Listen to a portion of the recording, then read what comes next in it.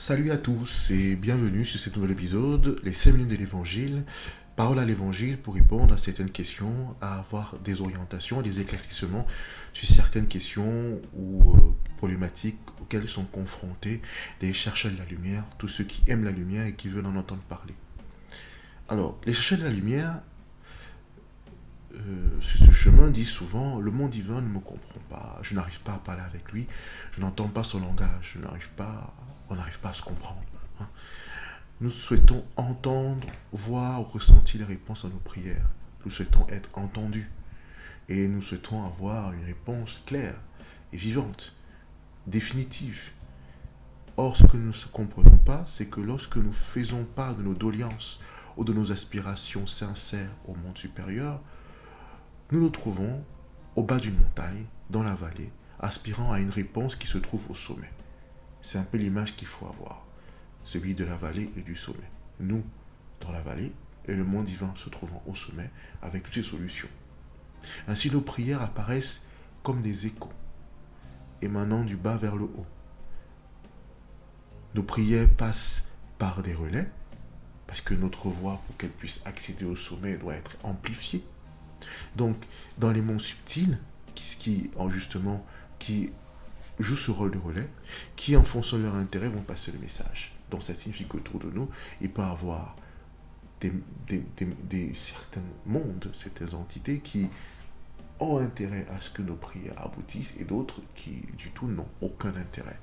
C'est pour ça que nos prières, des fois, peuvent être détournées et voire disparaître en fonction des intérêts de ceux qui sont autour de nous. C'est encore une des raisons pour laquelle il est fondamental de bien se connaître et de travailler sur soi.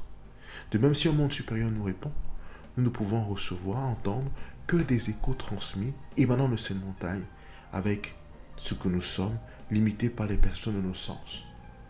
Nous n'arrivons pas forcément à entendre le message de ce monde supérieur, qui est pourtant la réponse à notre prière, parce que nous ne sommes pas prêts, parce que nous attendions à le recevoir de certaine manière. En fait, nous nous conditionnons à notre propre réponse, et du coup, ça nous ferme les portes. Et de plus, ces mondes qui nous environnent ne nous permettent pas non plus d'entendre dans la pureté le message qui nous est transmis.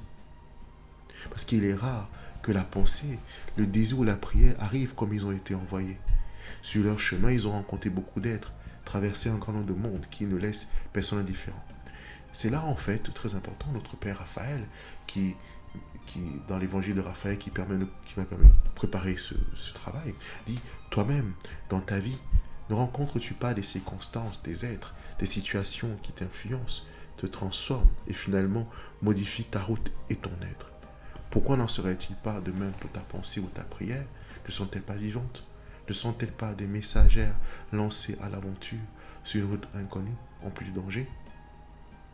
Donc ça, c'est le Père Raphaël qui nous le dit. Et voilà, c'est une image que nous devons comprendre. C'est-à-dire qu'autour de nous, la vie est vivante. Nous ne sommes pas tout seuls.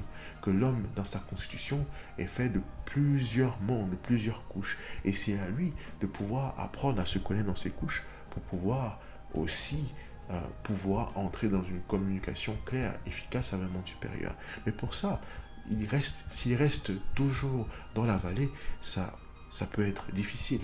Alors, si l'homme veut obtenir des résultats concrets, il doit lui-même être concret. Il doit absolument savoir où il doit se placer pour entrer en communication avec le monde supérieur.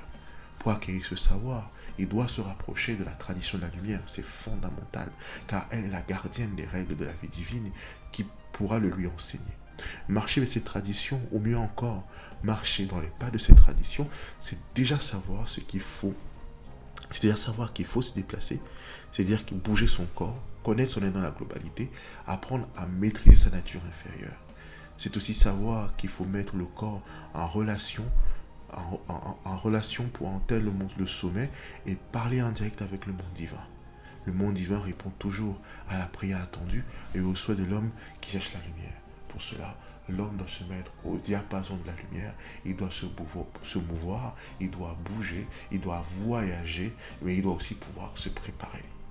Pour en savoir plus sur cet évangile, sur cette idée de comment faire entendre nos prières auprès du monde divin, je vous recommande l'Évangile de Raphaël, son psaume 2, le chemin de ta prière, que vous trouverez dans la Bible lycéenne du Nouveau Commencement. À très bientôt pour un prochain épisode. Au revoir.